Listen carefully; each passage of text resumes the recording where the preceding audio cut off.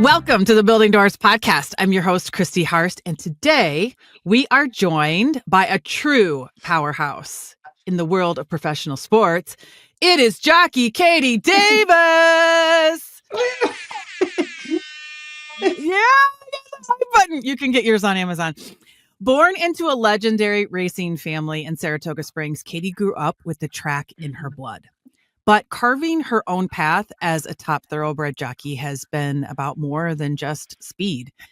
It's been about strength, grit, and breaking barriers in one of the most male-dominated arenas in athletics. Since earning her jockey's license in 2013, Katie has proven time and time again that talent knows no gender, racking up wins, including her first stakes victory aboard Next Best Thing and riding at elite tracks across the country. She is now featured in the hit Netflix series Race for the Crown, and Katie's story is reaching a whole new generation of fans, especially young girls who can finally see someone who looks like them crossing the finish line first. She's a fierce competitor. Don't mess with Katie Davis, a devoted mom, and a living example that courage and persistence can rewrite even the oldest traditions. Katie, you are opening doors for the next generation of riders. Welcome to the Building Doors podcast. Thank you so much for having me. It's a blessing to be able to tell my story, put myself out there, and give hope to the person behind me. And either whether that's women or men, why not? Let's talk about that, because you didn't have many women to look up to in racing when you were starting, correct? Yes, very true.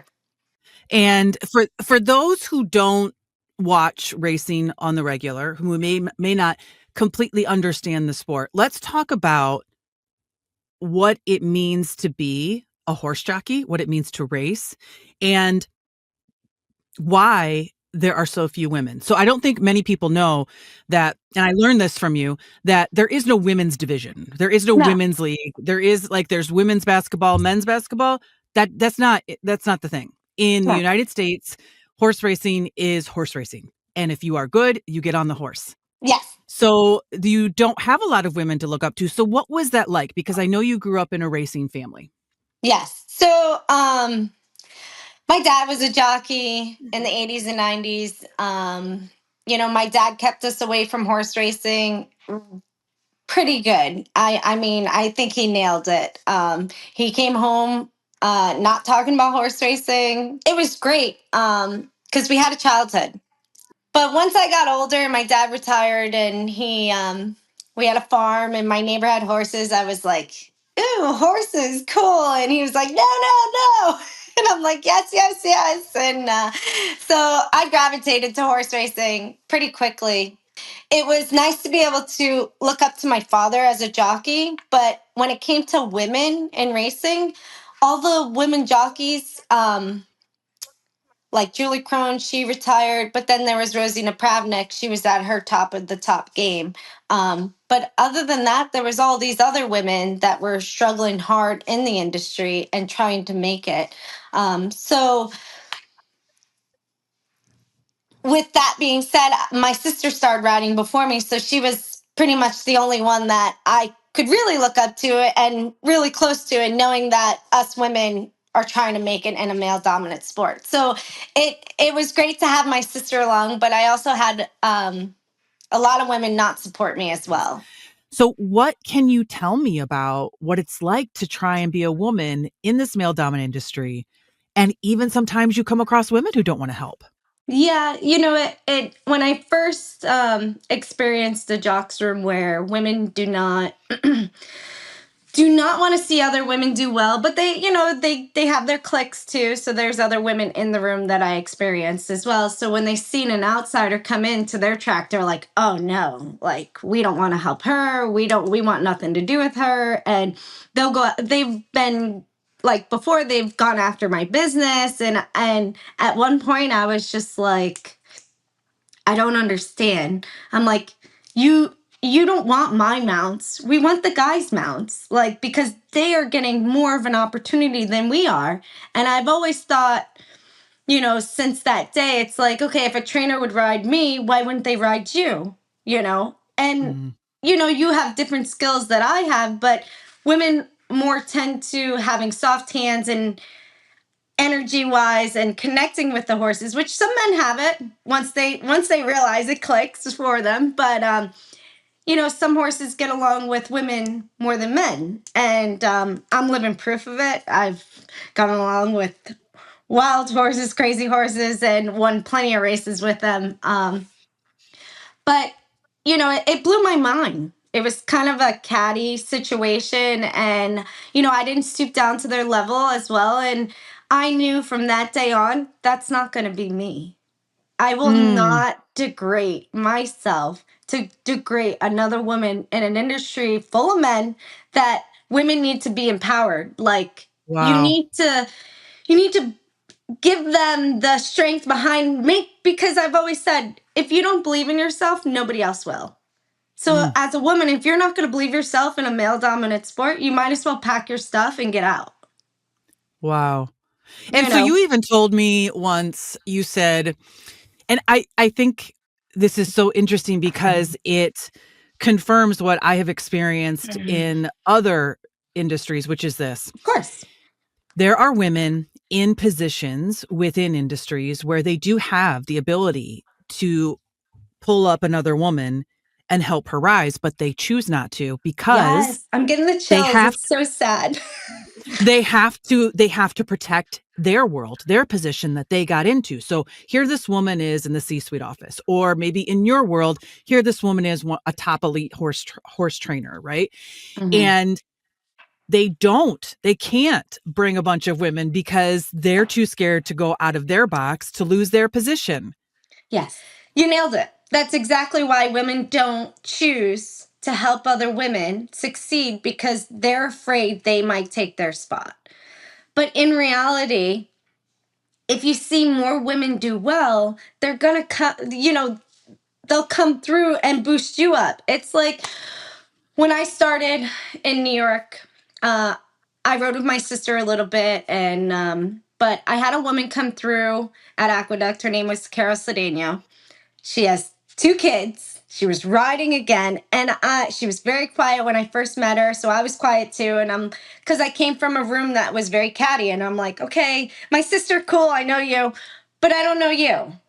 Let's just wait a minute. And once Jackie was like, oh, Carol, and then it kind of broke the ice a little bit, and she came back to Aqueduct again. She goes, Kitty, what are you doing for the spring? I'm like, oh, I think I'm going to go to Parks. And she's like, okay, yeah, I go to Parks. I'll see you there. And then I went to Parks and I was miserable. It was kind of a catty jocks room again. But Carol wasn't like that. And so I drew towards her a little bit more.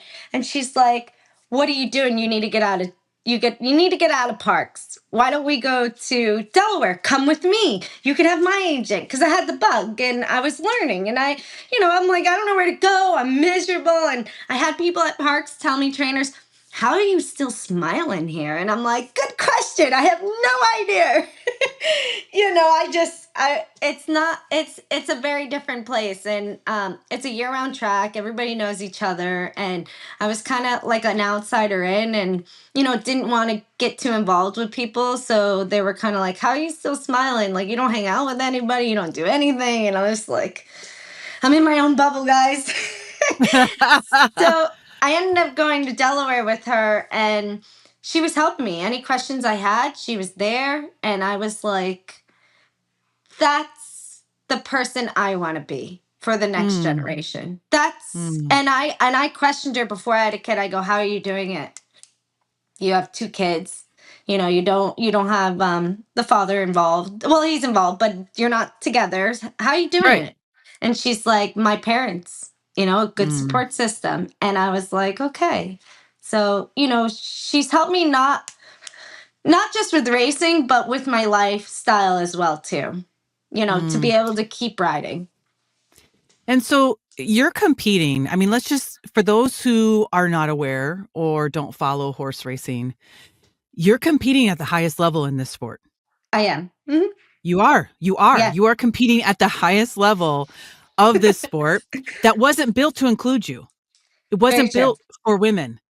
It wasn't. So Mm-mm. what kind of resistance do you face and what's helped you push through it? So walk us through, walk some if you've never watched horse racing, explain like you did to me in kindergarten terms Yeah, why outside. men yeah, Hmm. why men are typically picked, why the perception of why women shouldn't be on horses, and then explain some of the things that you have to do 10 times better than somebody doing, because the joke is Yes. just have the confidence of a mediocre white man and you'll be fine.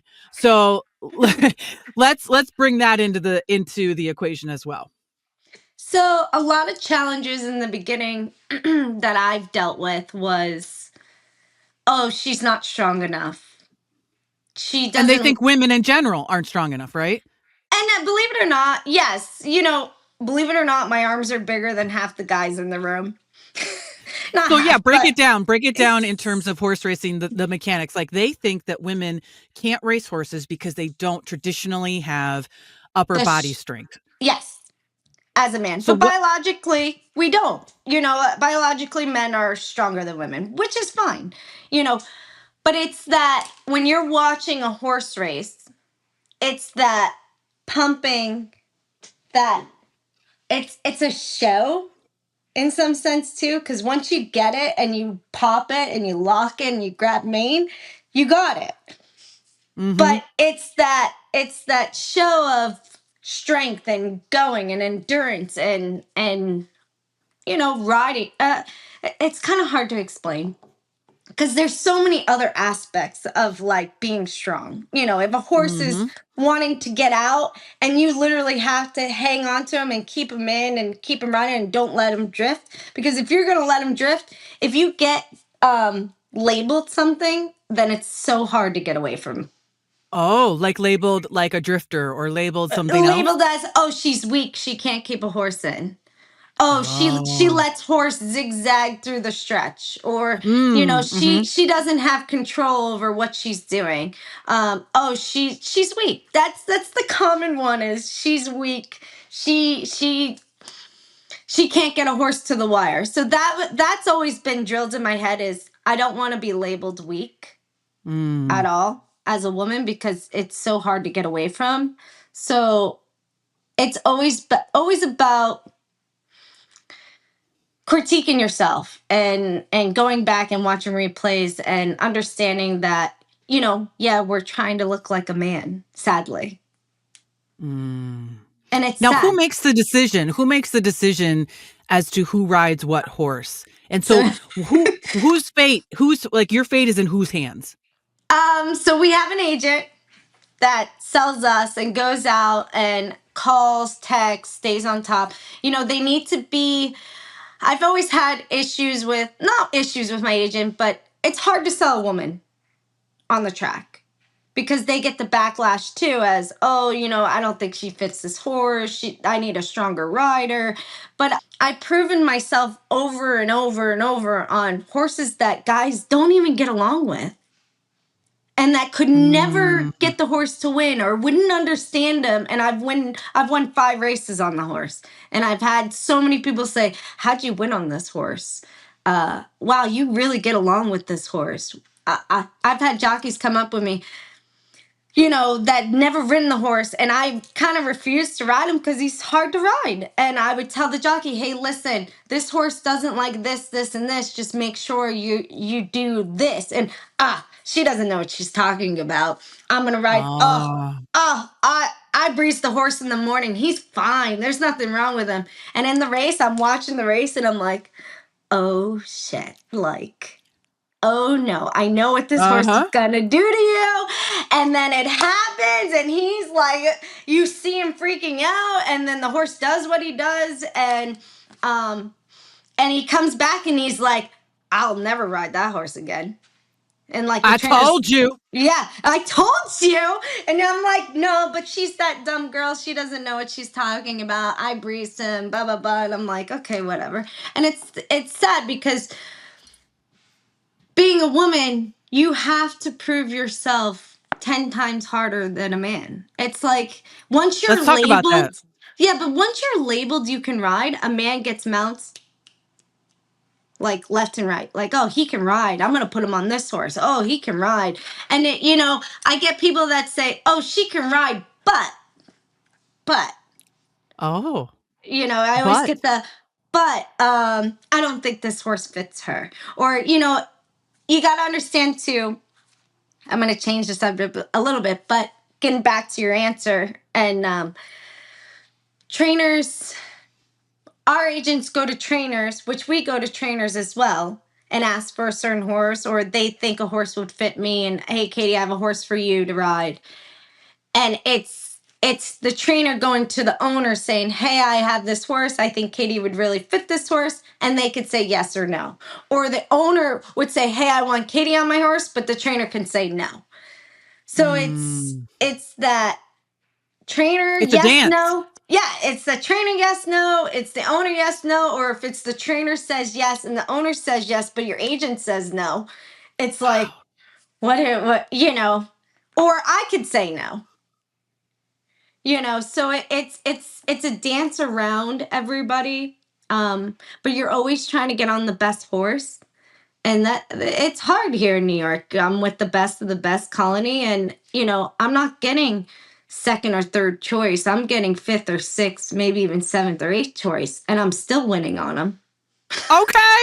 It's like, yeah, exactly. And it's like, how many times like the last 2 weeks I paid more than $50 on a horse. I was 60 to 1, 40 to 1, like, horses that they thought could never win. And it comes, you don't know how the horses are feeling that day. You don't know if they're doing well, or they want to run today, and then the favorite gets stuck in a pocket and you just go fly and you get to jump on them and you're like, gotcha. It's a mystery with racing, but there's so many challenges, and you have to be up for the challenge and the nose and the being getting put down and put down on your ability, and just trying to stay positive on knowing that you can ride. You Mm, have the ability, but you have so many people behind you. Oh, well, you're always fucking up, or why'd you do that in one race, or why'd you do this, and you should have done that. And it's like those split seconds. You have to make those split seconds. Oh, if I wait 2 more jumps, this horse is going to move out, and there's a clear path. hmm. It's just being on your game and having a clear mind. So let me ask you this. Since you are very much like many voice actors and people in the creative industry where we are our own business, we are Hmm. freelancers, right? Yeah. If we don't work that day, that's because we chose not to work that day, right? Hmm. So we do a lot of networking. Is there any networking in what you do? Like, do you go to like happy hours with owners and do you like make your case? Like, is that anything like that? Um, yes and no. That's a little touchy for women. Oh, talk about it. Get in it. Do it. Break it down. Why is it touchy for women? Do it. Ah! So it depends because, I mean, in any industry, you're going to get it. When you're a woman, and you want something, some people think they deserve something in return. So ring the Where's my bell. popcorn? Where's my popcorn? Look, I'm sipping my tea. Yeah. Do it. So Do it. Keep talking. I know, and I've been there, and I've learned a happy medium balance of knowing who I can go to dinner with without it being that way, or how far can I put myself out there. And it's just not fair because a man can go out with whoever he wants and it's not there in their face. Sorry.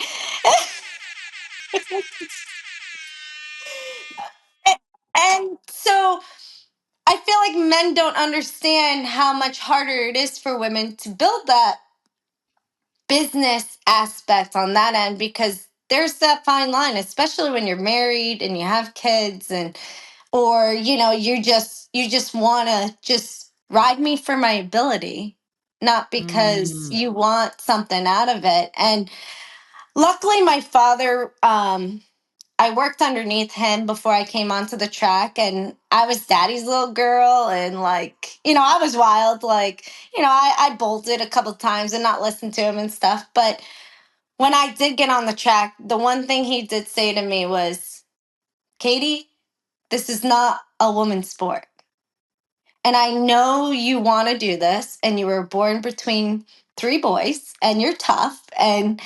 But I'm going to tell you straightforward, as your father, these men will tell you what you want to hear just to get in your pants. Wow, your dad was no joke. Because he watched it, and he's like, I don't want my little girl in this industry, but I'm going to tell her straight Wow. to her face, and she's going to have to understand that once you do it, everybody's going to expect it in your industry. And I was like, boom, Dad, you're the best. So I can, like, I tell people too, if I don't make it to where I want to be in this industry, I know I did it the right way. Girl, That preach. I got to where I'm at today is because I didn't go down that route.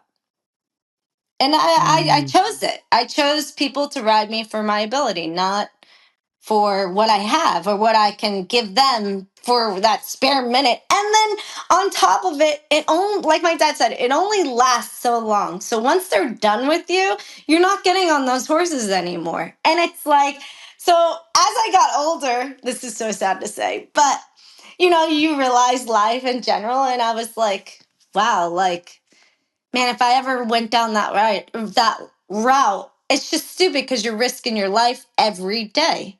Like, you get on a horse, you're risking your life to go down, or another horse trampling over you, or literally, Oh, yeah. And that's the wow. industry. You're risking your life every day out there. And um, I always said, you don't have to put this in there, but I always said, why would I do that, Dad, when I could probably just get a sugar daddy and and I don't have to risk my life every day just being stupid. And he's like, "Shut up, Katie." But uh, but it's really sad um how it is, and being in a male dominant sport, and then it's any industry too, where the male's Yeah. up top, and hey, come out to dinner with me, and this and that, and you know. I have a really good story about my first steak win. Do it. Do it. We want to hear all the stories, all of them. So this guy, he was lean trainer, and he kept pushing. Come on, let's go out to dinner. Let's go out to dinner. When are we going to dinner? And I'm like, oh, and I'm like, yeah, no, yeah, I'm good. Like, yeah, no, and kind of punch him in the arm and like be that dork, like manly but girly at the same time. That fine line where you're like, give me your Yeah, because you're, horses. I want to yeah, ride for you, but I don't want to go to dinner with you. Like, so my dad always say, use him for his money. So you gotta have to play, but you can't cross the line. yeah. So I call my dad one day and I'm like, Dad, this guy, he don't stop. And he's like, what, Katie, what's wrong? And I was like, he wants to take me out to dinner, but I just want to win races and it doesn't stop. And he's like, well, Katie, tell him you'll go out to dinner with him when you win your first steak race. Right. And he tells me something else. And I said, oh my God, that's awesome. Yeah, let's do it. Let's do it. So he put it out there again and he goes, because, winning steak races pushes your career forward, Okay. showing that you have ability as a woman rider to win steak races, higher purse money, higher pressure, It's a just big deal. it's a big deal. So I'm Yeah. like, I want to win a steak race. And he goes, tell him that, Katie. But he told me something else. And I'm like, oh, great idea. This is awesome. So I told him, and he's like, yes, all right, I got a horse for you. I got a horse for you. And he's all excited. And I'm like, yeah, cool. Okay, see you later. And I like leave the barn and I'm trucking out. I'm like, I got this guy. I'm going to win my first steak race. And so a week before, I ended up going down a horse. he took a bad step, and I ended up going over him, and I popped my collarbone out. And so I'm laying there looking at the sky, and I'm like, wow, the sky's so beautiful. I'm fine. There's nothing wrong with me. So I ended up going into the ER, and I picked up the flu. So I was deathly sick, right? And I have to ride the stake race the next week. And I'm like trying to get better, better. And I'm like, I'm not taking off. I'm not. This guy thinks we're going to dinner. I got a shot in this race. So I ended up riding the stake race, and the horse took me there. I won the race. My husband now, but he wasn't my boyfriend at the time. I beat him too in the race. You beat your future husband in Yeah, the I beat race my future husband in the with a race. popped collar Collarbone and flu. and the flu. Yeah. So Okay. this guy was determined to take me out to dinner.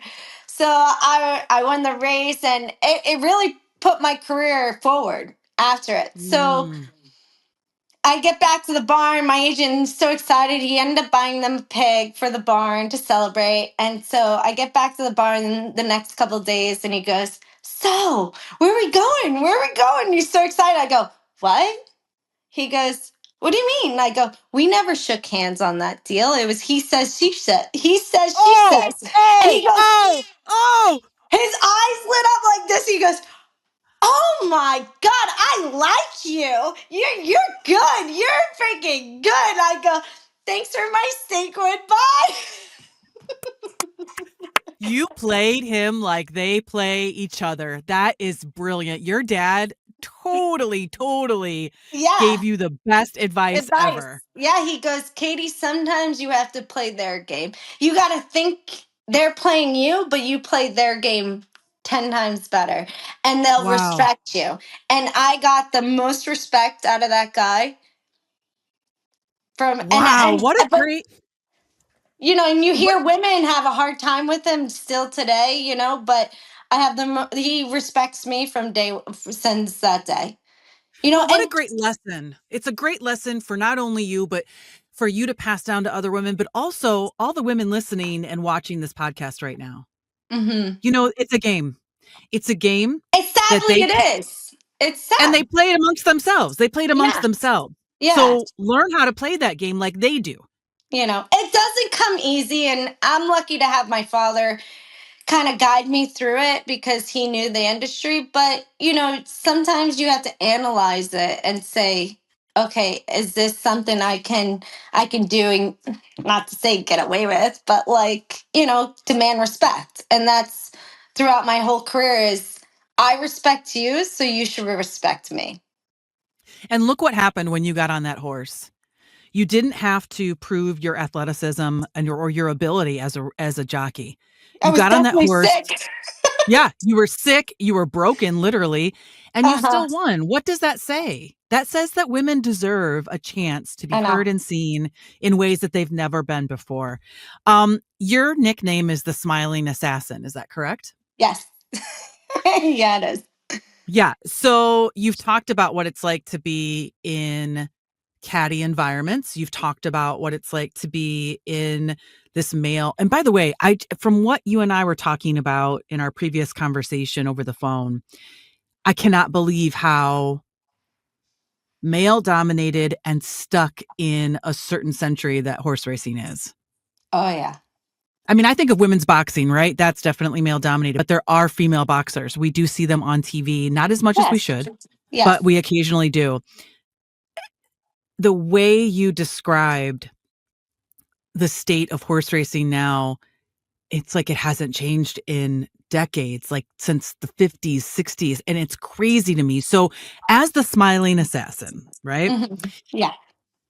You are clearly no joke. You're a competitor, you're fierce.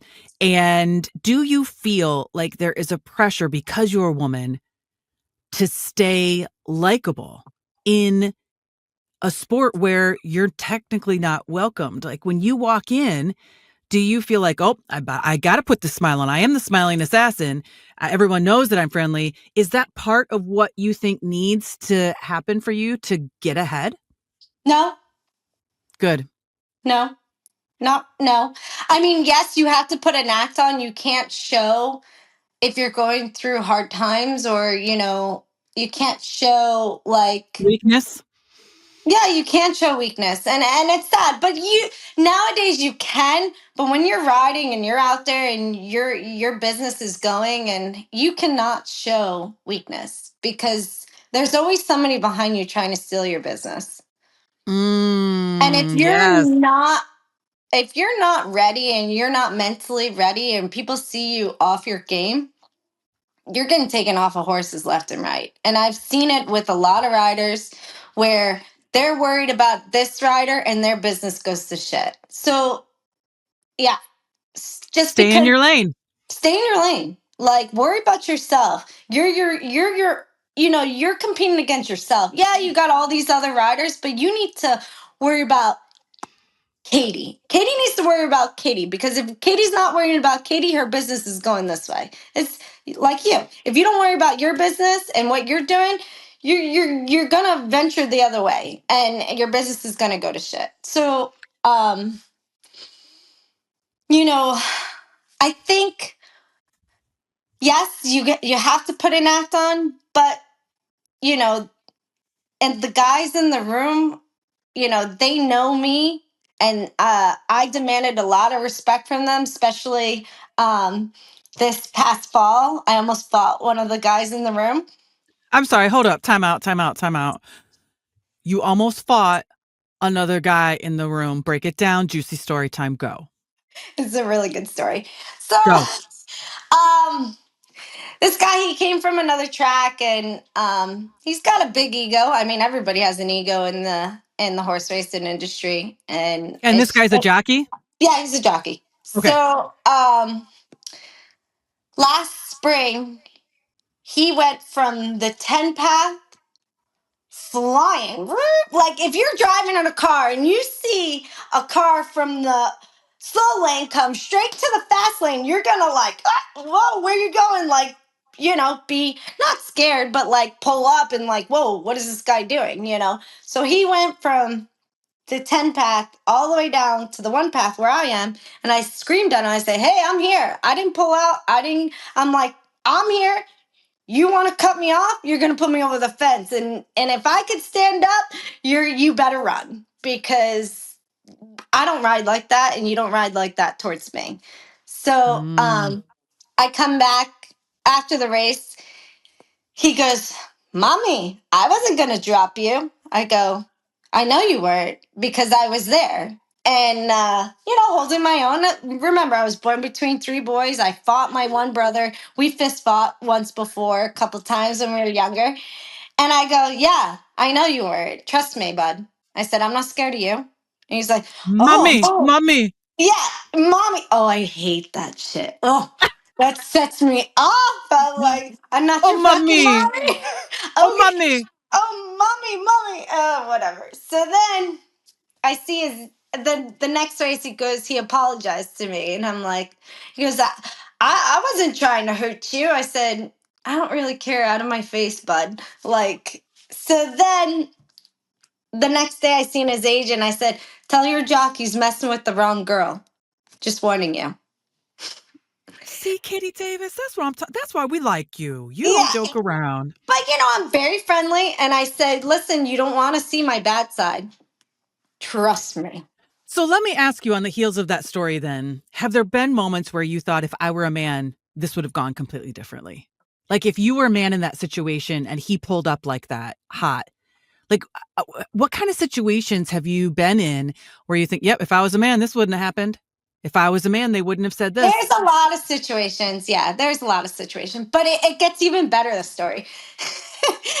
We get back to Aqueduct. After Saratoga, we get back to Aqueduct, and there was one incident. He squeezed my brother on the fence with another rider outside going down the stretch. He squeezed my brother, and then the other guy squeezed him. So Dylan had to check out because it got way too tight, and they started all bickering. So then the race right after, me and him are going head and head, and this guy, he's got an ego, and once you're like, he's like, he thinks he's unstoppable. So he goes out there and we hit the top of the stretch. My horse isn't keeping up with him, but then he wheels out and he went to drop down on me and like wipe out my horse's front feet. And I said, "Hey, come on!" Like I'm like, dude, just stay your path. Don't wipe me out. And so he pulled out. You could see him. He's like,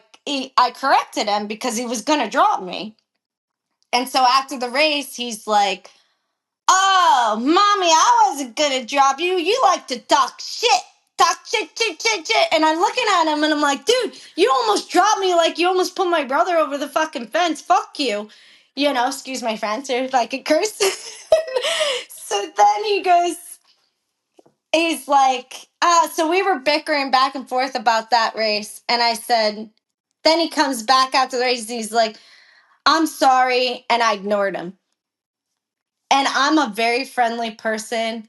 I will say hello, blah, blah, blah. And so I ignored him. He was standing right in front of where I had to put my saddle. I went around, chucked my saddle down, and went around. So the next day, he was having the worst day, worst luck in racing. Like he almost went down and he was riding bad races and this and that. And then, so the very last race, I was on a horse and he was getting out so bad. I was on one rein into the first turn, like just trying to keep him in. Then he straightened out. And then the last race, the last turn, he was getting out really bad, but I had him. I had this. And you know, when you're straight, and you know you're not moving. So I had him and I'm riding him, pop. So all of a sudden, there was a guy next to me. He starts leaning towards me and I hear screaming completely like bloody murder. And so the door's closing on him. Whoever's trying to get into the spot between us. And I knew I stayed straight. So we're galloping out. And all of a sudden I hear him, "You fucking bitch. I'm gonna fuck you up." And I looked over, I go, "What? What'd you say to me?" He goes, "Yeah, I'm gonna beat your fucking ass." And I said, "Come on, let's go. I don't care." And This is all while riding horses. yeah, is galloping out after the race. And we're still on the Oh. horse and he's cursing me out. And I said, "Come on, let's go. You want to fight?" And then he realized what he said and he goes, "Matter of fact, I'm going to bring my sister to come fuck you up." And I said, "Bring your sister and you because I'll fuck you both." I don't care. And so I asked the outrider, I said, "If it's a dangerous situation, you can call the stewards and put a claim and say, 'Listen, you need to watch this race. This is what I thought happened.'" So the outrider said, "He never claimed foul on you." I said, "So what's the problem?" So I get back and he's eyeballing me when he's taking the saddle off and he's grilling me. I go, "If it was that fucking bad, sorry, can I say my language? I feel bad." You can talk however you want to talk, and if we have to bleep it, we'll just bleep it. Okay. Okay, Good. that sounds good. So then I looked at him because he's grilling me, and I'm like, I said, "If it was that fucking bad, you fucking piece of shit, why didn't you fucking claim foul? Fuck you." And the trainer's like, Katie, because nobody knows that side of me, Uh-huh. other than another track that I demanded respect. And I'm like, "No, he thinks I was trying to drop him. That wasn't me. That was the kid next to me. He has the wrong license plate." I told the Yeah, yeah, trainer. yeah. "So, dude, you got the wrong license plate. It wasn't me." So I get back to the room and he's standing there waiting for me, right? He's waiting for me. So I said, "Let me tell you one thing. You don't speak to me like that." And he's like, "Fuck you, blah, blah, blah. You trying to drop me." I said, "No, no, no. It wasn't me." And he goes, "Where's your husband?" Because my husband rode races. And he goes, "Where's your husband? I'm going to fuck him up." I go, "What does he have to do with it?" And I'm like, so I boot checked him. And I'm like, in his face. And I went after him and I said, "Come on, you want to fight? Let's go. I don't care. I'm ready," like holding my own.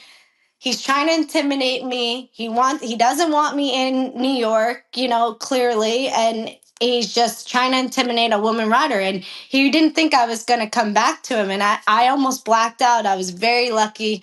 One of my fellow riders grabbed me and said, Katie, no, don't. Katie, don't. Like, just leave it alone. And after that, he doesn't look at me. He doesn't even, he walks his beat. He doesn't get in my way in racing. He stays his line. And then other than that, all the other riders, if they mess with me out there, they come back and they apologize. Hey, I'm really sorry. I wasn't trying to steal your spot there.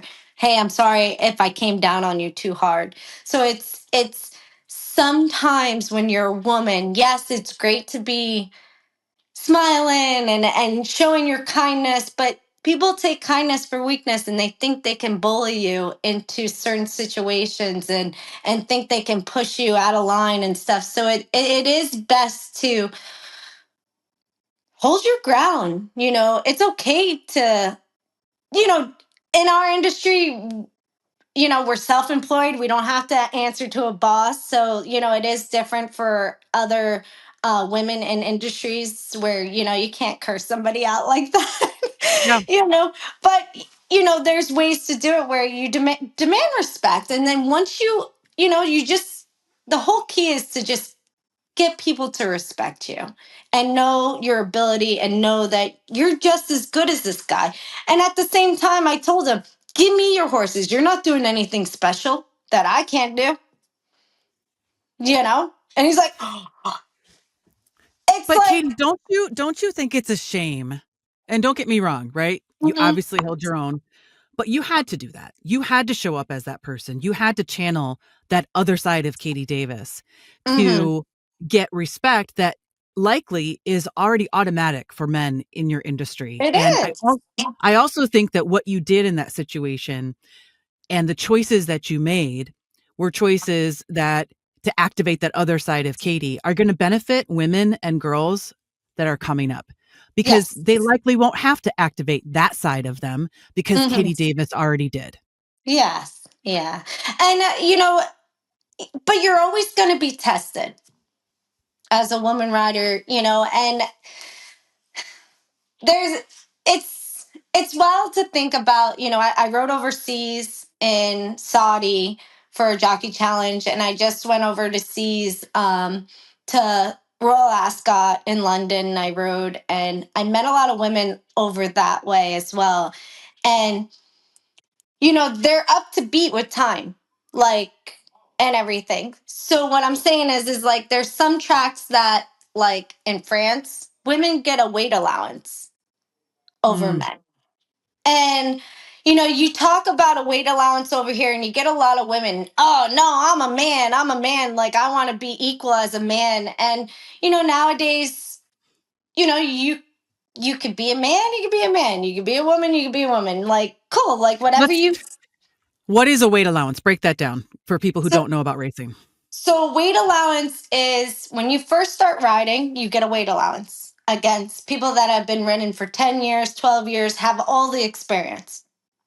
So when you start riding, you get 10 pounds off of the journeyman. So if the journeyman's riding in the race, he's 120, you get 10 pounds off and you're doing 110. So that's an advantage of horses carrying less weight. Got it. So throughout your career as a bug rider, when you hit 5 wins, you become a 7 pounder. And then when you hit 40, you become a 5 pounder for that year. And then if you don't meet the 1 year and you're still a 7 pounder, you keep the 7 pound until you win 40 wins. So it's interesting. So women in France, they get I think it's a 3 or 4 pound allowance over men, just because biologically women are not, proven fact, aren't stronger as men. Hmm. It's just proven fact. So, I bring it up to some of the women here, and they're like, no, we're equal. Like, we fight for this. And I said, we fight for equal rights. And I said, listen, like, I get it, but there's still like, it's still 10 times harder for us. Like, could you imagine if you had a little weight allowance, how much more of an opportunity you would get through trainers or owners where like, oh, my horse would probably benefit. Like he's just getting beat every time. If we can get 3 pounds off and have the experience, why not?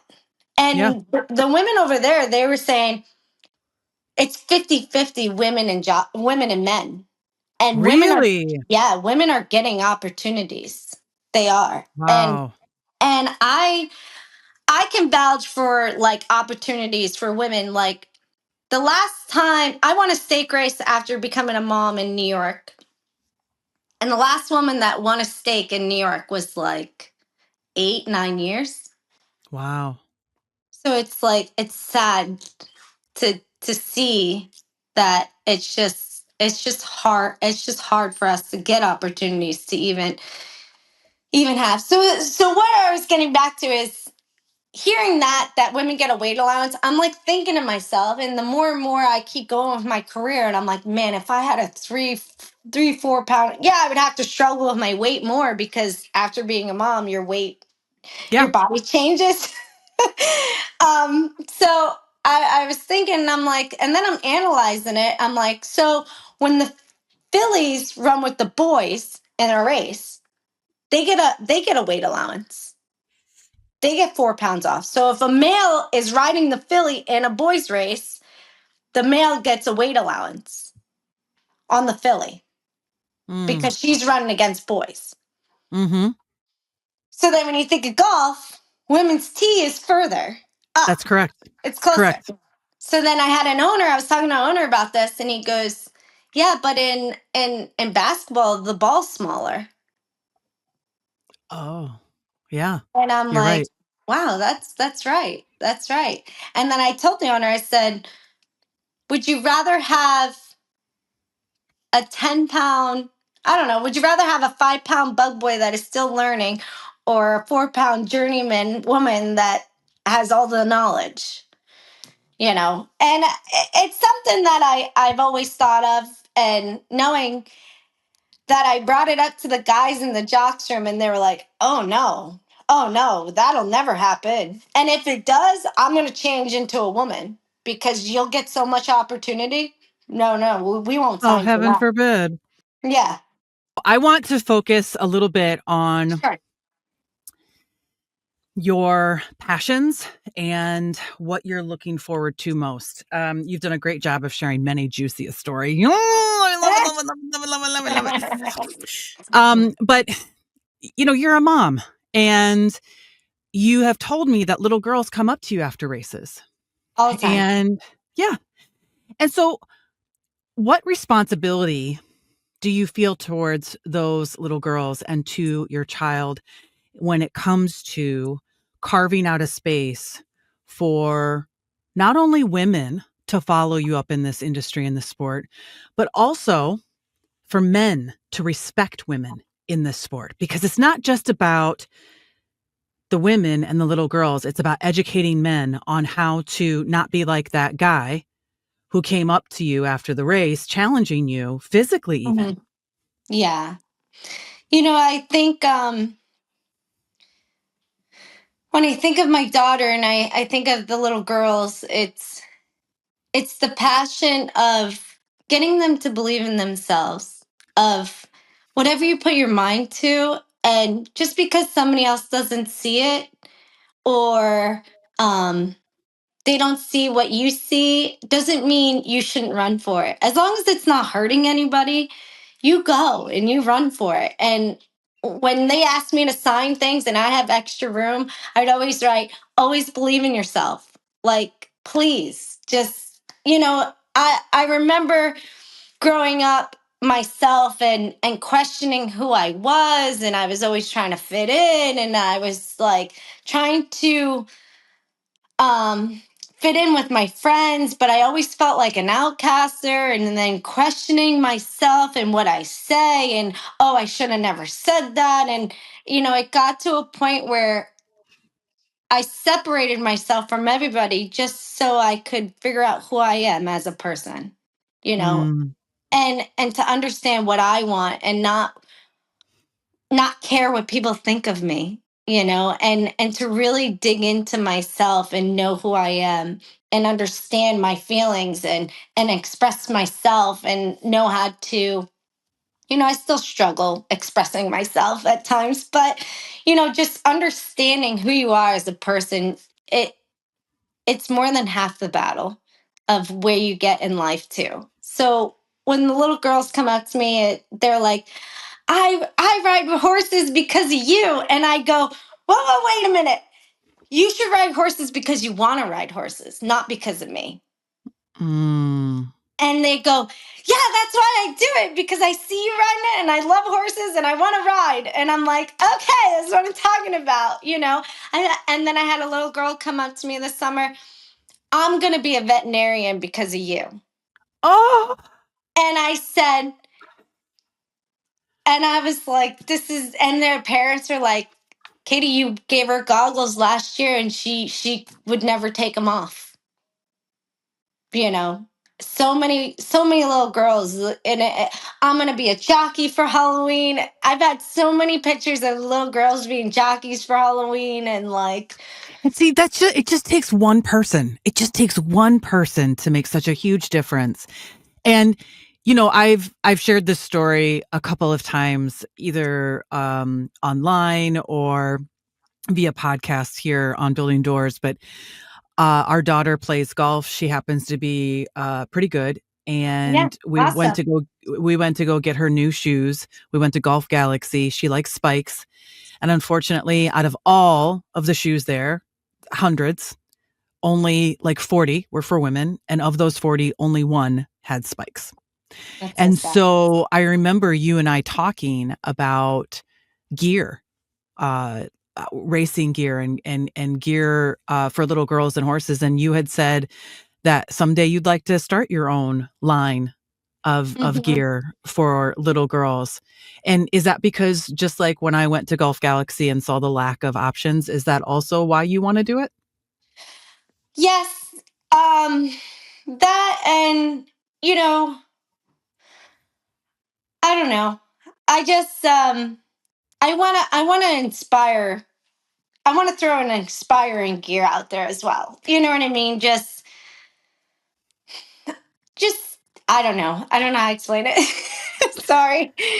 So gear that is geared, gear that is geared. That was You're- so good, Christy. Um, a line of clothing that is geared towards a message of empowerment, not yes. just right. Yes. Yeah. Yeah, Yeah. I That get it. that and like sportswear and you know just yes. I think of like horse racing too, and what they have there for the people. It's like it's more geared towards men. You got Shocker. you got drinking, you got scars, you got betting, you got and yeah, Saratoga has their line, like the Naira has their line of like sweatshirts and jackets, but I want to gear towards women, like sports bras, leggings, sneakers, like you got your Yeti or whatever, or your like water bottles and stuff, and just inspire it though, because Yeah. what they have now is they do have the jewelry, which is awesome. They have the hats, which is great, but you can't really wear those hats anywhere else but horse racing. They got the like, they're cute, Yeah. Yeah. the flowers and stuff. But, I feel like people are leaning towards more of a healthy option and working out more. And it'd be nice to have like that sport inspiring wear. So that's kind of where I'm gearing towards. So I end every podcast by asking my guest the same question. So the question is this: what does your door to success look like? So for example, Hmm. if I were to answer that question, I would start with what it looks like. And I would say, my door to success, if I were to walk up to it, is definitely golden. It's bedazzled. It's loud. It's shiny. You can see it from space. And then I would go on to say, when I open it up, I see and feel, I feel empowered. I feel equal. I see men and women all supporting one another in their creative endeavors. And, oh, you need help? Sure, I'll help you. Here, let me help you. It doesn't matter your gender, right? And Mhm. then I see little girls and little boys watching this and then growing up and leading their lives in the same way. So my door Mhm. to success is bright, it's bold, it's shiny, and it's all about a feeling of community and equality. So, what does your door to success look like, and what happens when you open it? So I would say this is such a great question, and it makes you really think about it. Yeah. My door is obviously, it is bold, it is bright, it is welcoming. It's definitely feisty as well and inspiring. I see it being like bright. I don't know. I Is it don't know is what it a I. barn door? Is it a barn door? Is it a door that is leather? Is it like, what does it look like? That's a great question. Hmm. And then the thing is I can foresee things, and now I'm like, uh, So you got me. one of the reasons I ask this question is because I recently launched a proof of concept series where I partner with artists and Hmm. I have women and young girls around the world share what their door to success looks like. And then I have Yeah. a door builder, a voice actor, voice it. And then I Oh. have the artists create art based on what they hear, and then we time lapse it so we can see what the art looks like. And so, ideally, by asking this question of all my podcast guests, what I hope Uh-huh. to do is maybe someday take the answers to these questions, the audio versions, Uh-huh. and write similar stories and partner with artists to create Oh, them. that's cool. I So, like, love that. that's why I'm asking for these like descriptive words, like what color is it? Like, Yeah. what does it look Color. like? Yeah, and what does it feel like? What are the textures? And then when you walk in it, who's there? Like, what feelings do you have? I mean, Yeah. is it you on the winners bracket, like holding a trophy? Is it you winning Mhm. a certain race? Is it what is it? Yes. So I do love the barn choice. I am a very country girl. I love the color blue, so I could see it being a nice dark blue. Um, I love the moon and stars. I love stars. I have tattoos of stars and stuff. So I see the universe. I see it glowing, and just it's just like your destination is endless. It's yeah. And I always look at the sky at night and the stars, and I'm like, wow, like we can do anything we put our mind to, and it's beautiful. And I love shooting stars, so I could see that being my door. And it's wild as Riley, she loves the color blue too, so anything she can get is blue. So that's what I see. I see an endless future. And That's beautiful. yeah. Um, and then when I walk in, I feel family, everybody's kind.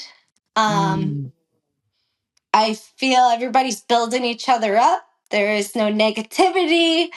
It's just building this universe to a better place, honestly. And it's not about just winning races. It's about the positivity that you bring along with you. mm. I don't know, I look beyond it. I love what I do. I love my I love the game. I love the horses. But it's something about bringing the people along with me and just moving forward and showing them that, yeah, I can do it, but you can do it too. I love it, Katie. That's perfect. That's a perfect door. And what you're the first person that has answered that question to include the universe and stars and this never ending kind of idea of Yeah. there's no cap. There's no I feel cap. like it's not about me though. Whatever I Right. do, it's not about, and that's what I tell my husband. It's not yet. My saying too is I love making doubters believers. Like it just like you doubt me, I believe in it, watch me. So that's been my whole career. And not only that, it's like you say, knocking down doors so the other person can come with me. Yeah. It's not just like I don't have that ego is, oh, it's me. Oh, I did this. Oh, yeah. No, it's like, hey, I did this. Come with me. You could do it too. Come on, let's go. So that's my way of building people up. Come on, let's go. Come on. Endless. Yeah, Katie, you've been a joy to speak to. I appreciate your candor. I appreciate your honesty. And you are truly someone that lives and works in a space that wasn't built for you, but you are making space. You are doing Thank you. exactly what needs to be done. And you, I hope, will be heralded in your industry years to come as the woman that helped make other women's journeys in this sport possible. Thank you. Oh, it make me cry. Thank you for listening to the Building Doors podcast. If you like what you hear and see, fuel the mission. You can go to buymeacoffee.com/building doors and buy us a coffee. I like lattes. Woo! Every story shared is a door built for someone else to walk through. Thank you. Oh.